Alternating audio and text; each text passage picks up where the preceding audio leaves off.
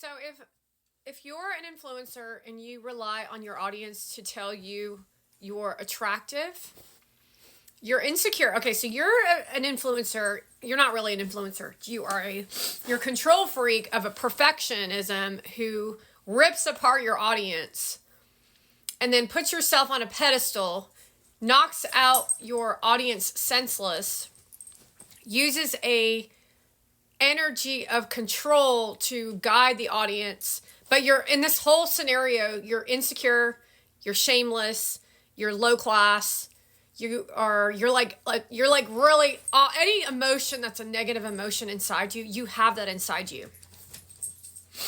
Then you go to your platform and you make a piece of content to get everyone to praise you, which would just be like a video of you walking through your house holding flowers, and they're like, wow, that's such a pretty house. But they're talking about the house, but you jump in front of the house and act as if you built the house, but you didn't build the house. You literally are a nobody. But that's a tactic they use so that they can be uplifted. That's what they think uplift is. So then they attach themselves to that praise from an audience. So does that mean, this is something for you to think about, that means you are controlling your influencer. You're actually controlling the influencer. That means at any moment you could take them out like a nuclear weapon bomb. So if you don't like this nastiness of what's going on, all you have to do is tell Taylor Swift that she's a psycho bitch. All you have to do is tell Mona Van that Clean Eat shit is garbage and her face is hideous.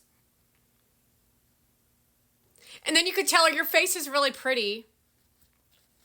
And then you could say your face is hideous. And then all of a sudden she's in bipolar mode, which means that she's not even in control of her own life.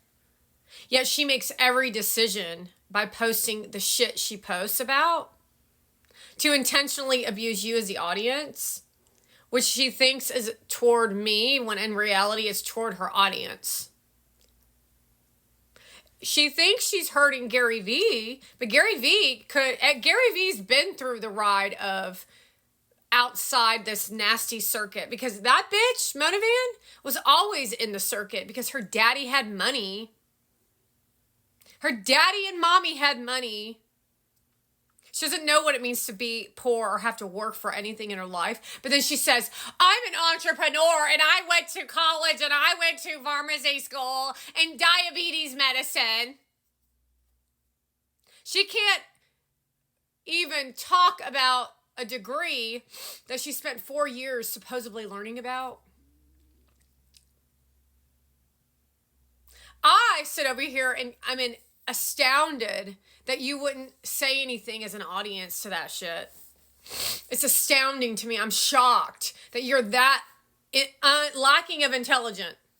You're lacking of intelligence that you wouldn't look at that shit and say, God damn, that shit's nasty. To where this shit wouldn't have even gotten started. For all of this shit. I can't believe that girl that's sitting on that platform. Holy shit. I don't give a fuck what Gary Vee has to say. This is Be Kind, because I ain't letting no fucking Persian tell me about health and wellness when the bitch ain't even done nothing in her life except for sit on a Pilates machine and taking her picture.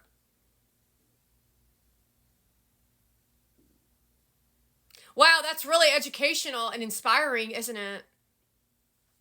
So inspiring to watch a bunch of men who are trying to destroy their own country because they want what? A vagina like Mona Van on their side?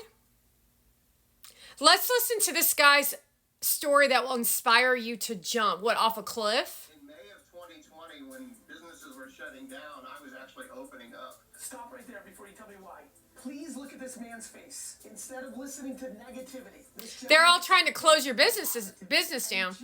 You're not going to jump if you listen. They're telling you that you're a Biden supporter.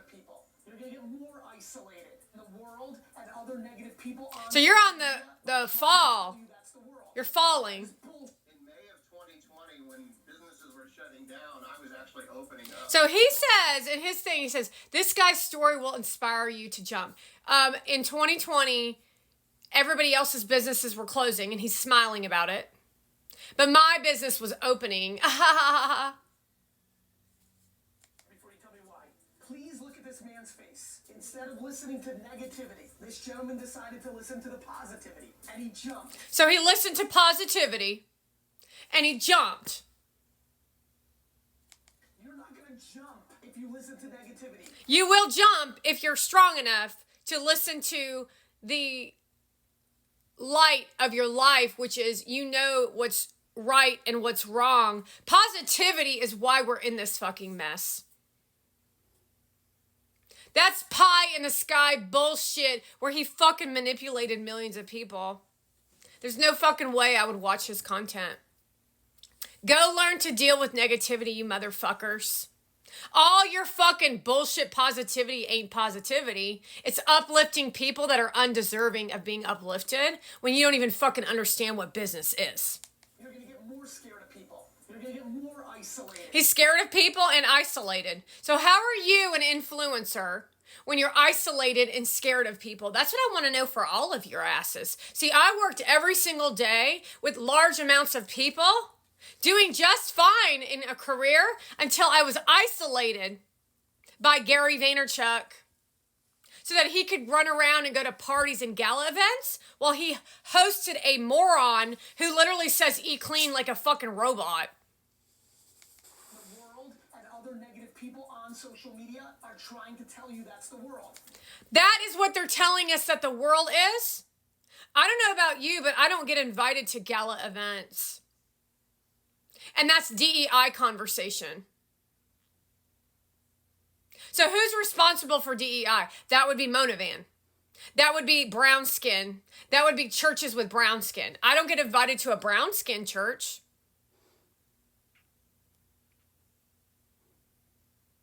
I don't get invited to your college party. That's the college students' DEI.